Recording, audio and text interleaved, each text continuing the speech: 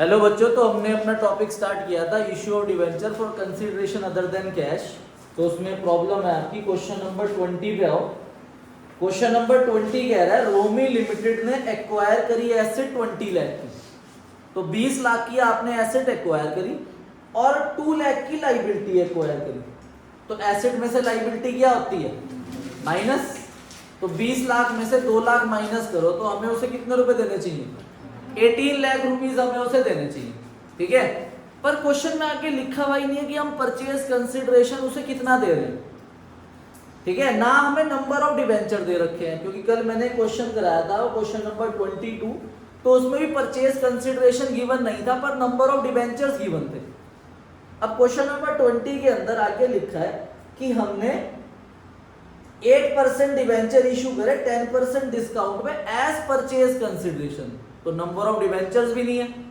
तो इसका मतलब अगर हमें कभी भी परचेज कंसिडरेशन ना दे रखा हो और ना हमें नंबर ऑफ डिवेंचर्स दे रखे हो, तो इसका मतलब जो डिफरेंस आया ना 18 लाख, वो ही है परचेज कंसिडरेशन। ठीक है भाई, तो आप में इसकी एंट्री हो जाएगी।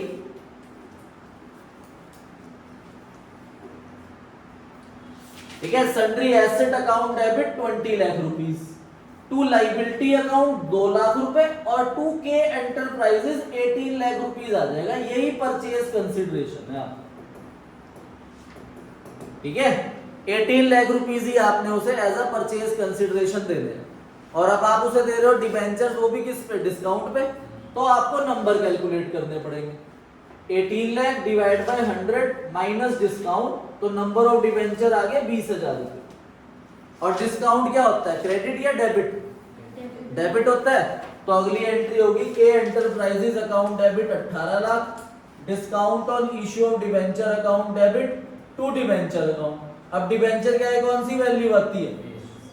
तो 20,000 इंटू 100 20 लाख रुपीस डिबेंचर आ गया और 20,000 इंटू 10 2 लाख रुपीस आपका डिस्काउंट आ गया। ठीक है, नोट कर लो इसे। देखो भाई, क्वेश्चन नंबर 26 के अंदर अब हम नीरज लिमिटेड जो है वो टुक ओवर कर रहा है अजय एंटरप्राइजेस को। ठीक है, तो इसमें एसेट्स और लाइबिलिटी की दोनों वैल्यू दे रखी है, बुक वैल्यू और एग्रीड वैल्यू। तो हमें एग्रीड वैल्यू लेनी है।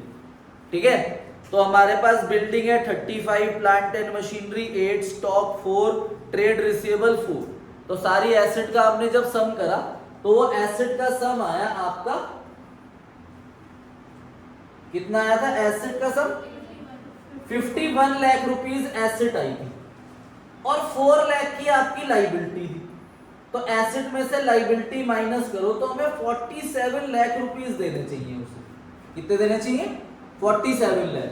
पर क्वेश्चन की नीचे वाली लाइन में लिखा हुआ है कि बताइए रखा कि टोटल परचेज कंसिडरेशन कितना है, तो वो हमें फाइंड आउट करना। तो उन्होंने हमें बताया कि हम उसे 7 लाख रुपीस तो चेक से दे रहे हैं और बाकी के हम 2 लाख डिवेंचर दे रहे हैं। 9% डिवेंचर 20 रुपीज फेस वैल्यू है और 25% प्रीमियम, मतलब 4 रुपए प्रीमियम है, सॉरी 5 रुपए। ठीक है, 25% प्रीमियम जो है वो 5 रुपीज हो गया। ठीक है भाई, तो सबसे पहले आप एंट्री कर दोगे building account debit 35 lakh, plant and machinery account debit 8 lakh, stock account debit 4 lakh, trade receivable account debit 4 lakh. अब ये गुडविल को मत देखना। ठीक है, to creditors account 3 lakh, creditor 3 lakh क्या है, और टू आउटस्टैंडिंग एक्सपेंस 1 लाख। अभी हमें नहीं पता कि हम अजय एंटरप्राइजेस को टोटल कितना दे रहे हैं, तो ये हमने एंट्री कर ली। अभी हमें ये फाइंड आउट करना है कि हम अजय एंटरप्राइजेस को टोटल कितना पैसा दे रहे हैं। तो अजय एंटरप्राइजेस अकाउंट डेबिट, अब उन्होंने हमें बता रखा है कि हम अजय एंटरप्राइजेस को बैंक से चेक से कितना दे रहे हैं? 7 लाख और डिबेंचर दे रहे हैं प्रीमियम पे। तो एंट्री क्या होगी? To debenture account to security premium reserve account. अब डिबेंचर का कौन सी वैल्यू आती है? तो उन्होंने नंबर ऑफ डिबेंचर हमें दे रखे हैं 2 लाख, तो 2 लाख इंटू 20 करा तो हमारे पास ये फेस वैल्यू आ गई 40 लाख रुपए। ठीक है, और सिक्योरिटी प्रीमियम रिजर्व कितना है? सिक्योरिटी प्रीमियम रिजर्व, तो सिक्योरिटी प्रीमियम रिजर्व है 5 रुपए। तो 2 लाख इंटू 5 करेंगे तो 10 लाख आ गया। अब इनका सम करना है, हम उसे 40 लाख प्लस 10 लाख प्लस 7, तो टोटल 57 लाख रुपीस दे रहे हैं। तो अब ये 57 लाख रुपीस यहां से इस जगह पे आएगा 57 लाख। अब खुद बताओ एसेट और लायबिलिटी का डिफरेंस कितना आया था 47, और हम उसे दे कितना रहे हैं, तो कितना एक्स्ट्रा दे रहे हैं 10 लाख रुपीस, तो वो 10 लाख रुपीस यहां पर गुडविल है, goodwill account debit 10 lakh rupees. ठीक है, 10 लाख रुपीस गुडविल आपने फाइंड आउट करी बैलेंसिंग फिगर में। ठीक है, क्वेश्चन नंबर 28 के अंदर हमें मेहनत कम करनी पड़ेगी, सारी चीजें उन्होंने करके दे रखी है। इन्होंने बताया कि हमने 6 लाख की एसेट खरीदी, 6,60,000 की और 80,000 की लायबिलिटी, तो 660 में से आप 80 माइनस करोगे तो आपको उसे कितने देने चाहिए 580 देने चाहिए। ठीक है, 6,60,000 की एसेट है और 80,000 की लायबिलिटी है, तो हमें उसे देने चाहिए 580। पर क्वेश्चन कह रहा है कि हम उसे परचेज कंसीडरेशन 6 लाख रुपीस दे रहे हैं, तो कितना एक्स्ट्रा दे रहे हैं, तो ये 20,000 क्या आ जाएगा, तो पहली एंट्री हो जाएगी sundry asset account debit 660, to liability 80,000 और टू मून लिमिटेड को आप 6 लाख रुपए दे रहे, तो गुडविल आ जाएगी ऊपर बैलेंसिंग फिगर में आपके पास 20,000। ठीक है, तो 20,000 पे आपके पास गुडविल आ गई बैलेंसिंग फिगर। अब फर्स्ट केस हमें क्या कह रहा है, फर्स्ट केस कह रहा है हमें कि मून लिमिटेड को हम जो 6 लाख रुपए दे रहे हैं वो कैसे दे रहे हैं, 10% तो कैश दे दिया, तो 6 लाख का 10% 60,000 हमने कैश दे दिया, बाकी के हम डिवेंचर दे रहे हैं और वो भी पार पे। नंबर ऑफ डिवेंचर दिए हुए हैं 5400 इंटू 100 करा तो 5,40,000 आ गया, ये मैच हो गया। ठीक है भाई, अब दूसरे केस के अंदर ये सेम रहेगी पहली एंट्री, 6 लाख ही देने, अब वो कह रहे हैं 10% फिर से कैश दे दिया, तो 6 लाख का 10% 60,000 आपने कैश दे दिया, बाकी के हम डिवेंचर दे रहे हैं प्रीमियम पे। अब इसमें नंबर ऑफ डिवेंचर दिए हैं 4500, फेस वैल्यू 100 है और 20 रुपीज प्रीमियम है।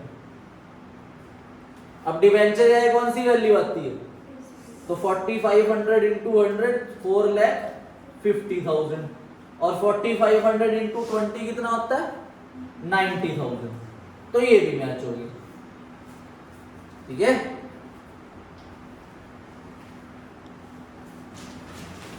अब नेक्स्ट टॉपिक है हमारा issue of debenture as collateral security.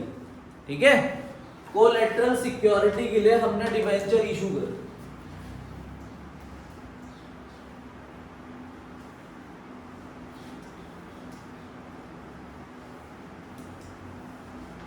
ठीक है भाई, कोलैटरल का मतलब होता है सेकेंडरी।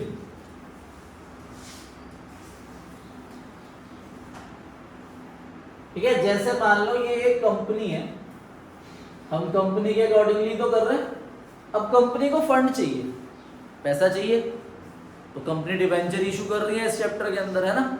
पर यहां पर कंपनी ना लोन लेने गई बैंक के पास, कंपनी गई बैंक के पास क्या लेने, लोन, तो कंपनी को लोन की रिक्वायरमेंट है, कंपनी को 10 लाख रुपीस का लोन चाहिए, एज्यूम्ड है कि 10 लाख रुपीस का लोन चाहिए, तो कंपनी गई बैंक के पास कि मुझे लोन दे दो, बैंक ने ना ओके ठीक है ले लो, बैंक ने लोन दे दिया, ले लो कोई दिक्कत नहीं। ठीक है, अब बैंक ने बोला भाई कुछ सिक्योरिटी तो रखो, अगर मान लो आप कल को लोन रीपे नहीं कर पाते, इंटरेस्ट नहीं दे पाते, तो हम अपना लोन कहां से रिकवर करेंगे, तो बैंक ने सिक्योरिटी में प्रॉपर्टी रख दी अपनी, क्या रख दी, प्रॉपर्टी। तो जो प्रॉपर्टी हमने सबसे पहले रखी ये प्राइमरी सिक्योरिटी है, कौन सी सिक्योरिटी है, प्राइमरी। अब बैंक उससे भी सेटिस्फाई नहीं हुआ, बैंक ने बोला मुझे और सिक्योरिटी चाहिए, तो कंपनी ने बैंक के पास अपने डिबेंचर्स रख दिए। ठीक है, 10,000 9% debenture of ₹100 each as collateral security. ठीक है भाई, तो कंपनी ने बैंक से क्या लिया, 10 लाख का लोन, और कंपनी ने कोलेटरल सिक्योरिटी में डिवेंचर्स इशू करे 10,000 डिवेंचर ऑफ 100 ईच। तो हमें इसे रिकॉर्ड करना सीखना है कि इसे कैसे रिकॉर्ड करें। ठीक है भाई, इसे रिकॉर्ड करने के ना 2 मेथड हैं। First recording journal entry, second no recording of journal entry. ठीक है भाई, तो जब कंपनी बैंक से लोन लेगी तब ये वाली एंट्री तो करेगी कंपनी कि लोन लिया तो bank account debit to bank loan 10 lakh rupees 10 lakh rupees, ये एंट्री होनी है, ये कॉमन है, चाहे कोई सा भी मेथड हो। 2 मेथड है, विदाउट जर्नल एंट्री और विद जर्नल एंट्री। ठीक है भाई, पर दोनों केस में ये एंट्री होएगी। अगर क्वेश्चन बोलता है तो ये वाली एंट्री तो आप करोगे ही करोगे, bank account debit to bank loan. अब जो आगे हमने डिबेंचर्स इशू करे एज अ कोलेटरल सिक्योरिटी, इसे कैसे रिकॉर्ड करेंगे? बात समझ आई, कंसेप्ट समझ आया? तो देखो भाई कैसे लिखेंगे। अब मेथड 1 क्या है, नो जर्नल एंट्री, कोई जर्नल एंट्री रिकॉर्ड नहीं करनी। आपको एक नोट बनाना है, नोट लॉन्ग टर्म बोरोइंग्स का, उसमें सिंपल लिख देना है लोन फ्रॉम बैंक, कितना लोन लिया, 10 लाख रुपए का, और बस ब्रैकेट में लिख देना है secured by issued 10,000 9% debenture of 100 each as collateral security, बस इतना दिखाना। आपको ये वाली एंट्री करनी है पहले, bank account debit to bank loan. ये एंट्री करने के बाद आपको ये वर्किंग नोट बनाना है, और ये फेयर वर्किंग नोट है। इसमें आपने लिखना है लॉन्ग टर्म बोरोइंग्स और नोट बना देना है यहाँ पे पर्टिकुलर,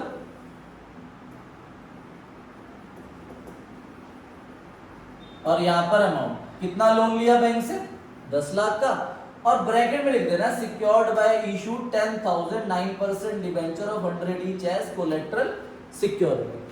आई बात समझ में? तो मेथड 1 डाल के इतना नोट करो बस। अब दूसरा मेथड क्या है, दूसरा मेथड है when recording a journal entry. तो जब आप जर्नल एंट्री रिकॉर्ड करोगे तो देखो ध्यान से देखना, मैंने आपको क्या बताया कि कंपनी ने बैंक से लोन लिया, कितने का लोन लिया कंपनी ने बैंक से, 10 लाख का, तो उसकी एंट्री तो दोनों केस में होगी। ठीक है भाई, जो कंपनी ने बैंक से लोन लिया, bank account debit to bank loan, ये दोनों केस के अंदर होनी है, विद जर्नल एंट्री और विदाउट जर्नल एंट्री। तो हमने विदाउट जर्नल एंट्री वाला मेथड करा, उसमें पहले वो एंट्री होनी है bank account debit to bank loan. अब दोबारा से हम लोन ले रहे हैं, ठीक है, bank account debit to bank loan entry होनी है, पर इसमें क्या है कि इसमें आपको डिबेंचर इशू करे जो कोलेटरल सिक्योरिटी के लिए, उसे भी रिकॉर्ड करना है। तो उसकी आप एंट्री करोगे क्या, debenture suspense account debit to 9% debenture account. ठीक है, 10 लाख 10 लाख, ये एंट्री लिखोगे। उसके बाद दोबारा से यही वर्किंग नोट बनेगा आपका सेम, लॉन्ग टर्म बोरोइंग का particular amount, loan from bank, bank से लोन लिया कितने का, 10 लाख का। यहां तो हमने ब्रैकेट में शो किया था ना, secured by issue 10,000 9% debenture of 100 each as collateral security, बस इसमें ब्रैकेट हट जाएगा। आप लिखोगे 10,000 9% debenture of 100 each issued as collateral security, 10,000 into 100 10 lakh rupees, और यहीं पर लेस कर दोगे debenture suspense account 10 lakh rupees, तो बाहर कुछ आया ही नहीं, तो ये 10 लाख का 10 लाख आपका लोन रहेगा। तो प्रेजेंटेशन का डिफरेंस है बस कि यहां पर आपको ब्रैकेट में शो करना है, जाना वो भी कहीं नहीं। यहां पर आपको एक एंट्री करनी है पहले, debenture suspense to 9% debenture 10 lakh, और उसे यहां पर ब्रैकेट में नहीं दिखाना, लोन फ्रॉम बैंक लिख के उसके नीचे पूरा लिखना है 10,000 9% debenture of 100 each as collateral security 10 lakh rupees, और लेस कर देना डिबेंचर सस्पेंस 10 लाख रुपीस। तो वहीं प्लस हुआ वहीं माइनस हुआ, तो इसलिए इफेक्ट क्या हो गया, 0, और ये 10 लाख का लोन चला जाएगा बैलेंस शीट। ठीक है, तो ये ऐसे होगा मेथड। आओ भाई क्वेश्चन पे आओ अपनी बुक में, क्वेश्चन नंबर 33। तो क्वेश्चन नंबर 33 के अंदर सेम क्वेश्चन है और ये क्वेश्चन 33 में बोल रहा है कि आपको डिवेंचर्स इशू करने हैं एज अ कोलेटरल सिक्योरिटी। तो S Singh limited obtain loan 5 lakh from State Bank of India.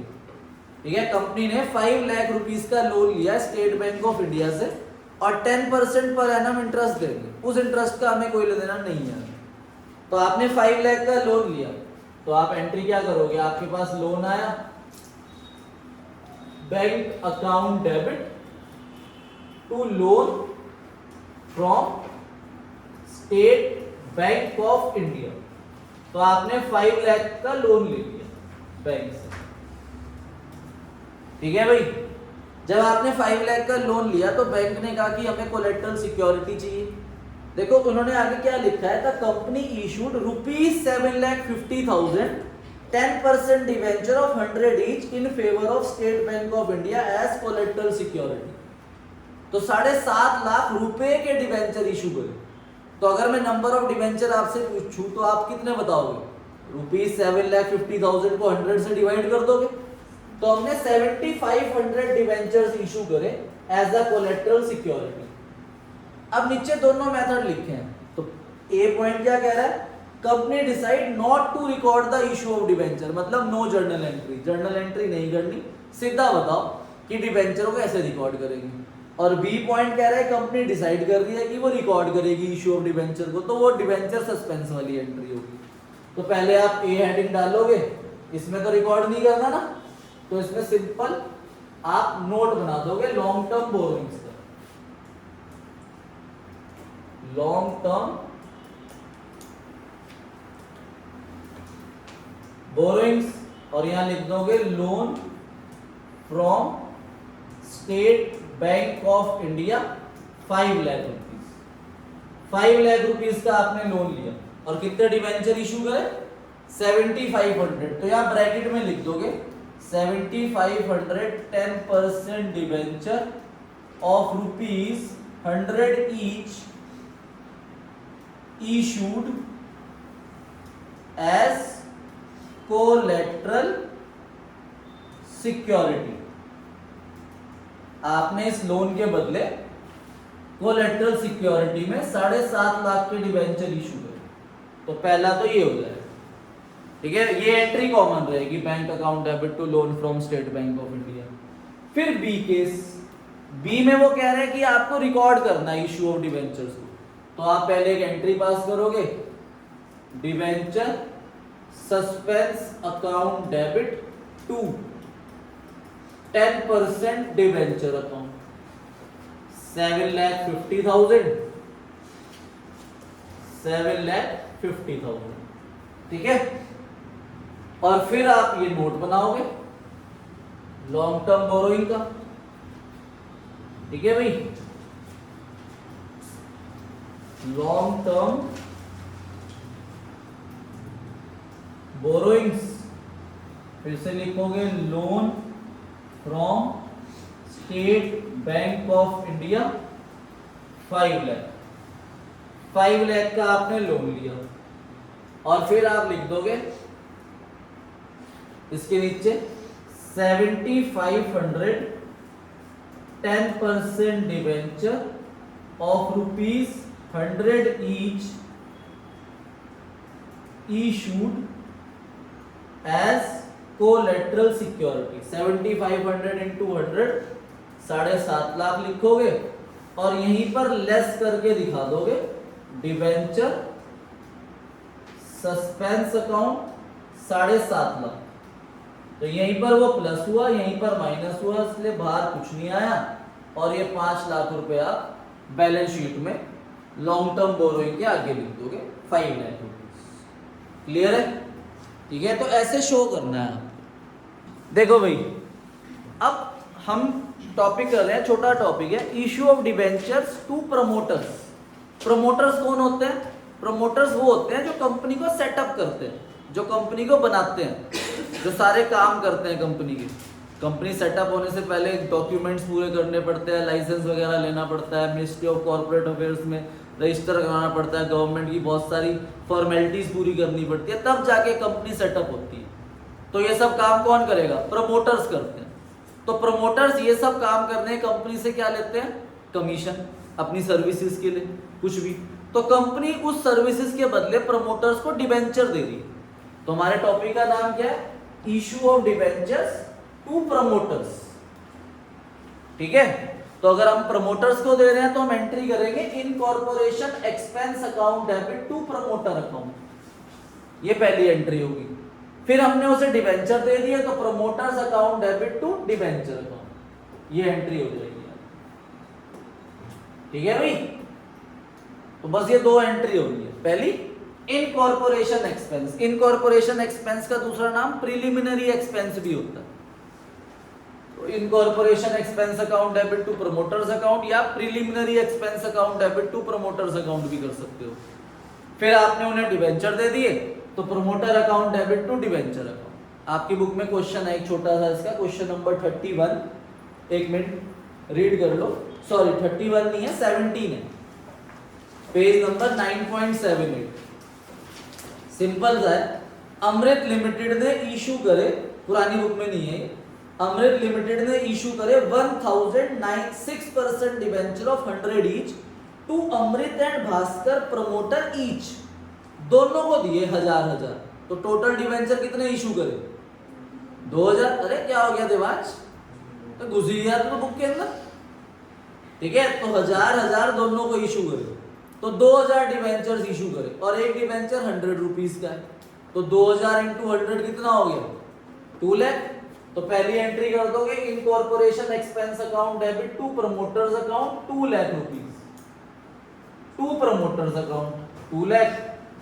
फिर अगली entry promoters account debit 2 lakh to 6% debenture account 2 lakh. ये एंट्री हो जाएगी सिंपल आपकी। ठीक है, अगर हम डिबेंचर इशू करते हैं प्रमोटर्स को। हाँ जी, अब अगली हेडिंग डालो, issue of debenture to underwriters. Sir ये अंडर राइटर्स कौन होते हैं, अंडर राइटर्स होते हैं कमीशन एजेंट। जैसे कंपनी जो है वो अपने डिबेंचर्स किसी के थ्रू सेल करवा रही है मार्केट में, तो वो अंडर राइटर्स जो कंपनी के लिए डिबेंचर मार्केट में सेल कर रहा है, वो कंपनी से क्या लेगा, कमीशन। तो इसकी एंट्री सिंपल हो जाएगी, बस underwriting commission account debit to underwriters account, फिर underwriters account debit to debenture, ये एंट्री होनी है। Underwriting commission account debit to underwriters, फिर underwriters account debit to debenture. ठीक है, तो कभी कभार एमसीक्यू में क्वेश्चन मिल जाता है, बड़ा इजी है। अब आप ये होमवर्क नोट कर लो, एक मिनट, ये होमवर्क है आपका, question 27 and question 32, illustration number 16, 17, 18, 20, 22, 24, 25, 26 and 27। Okay बच्चों, थैंक यू, मिलते हैं नेक्स्ट डे पे, बाय बाय।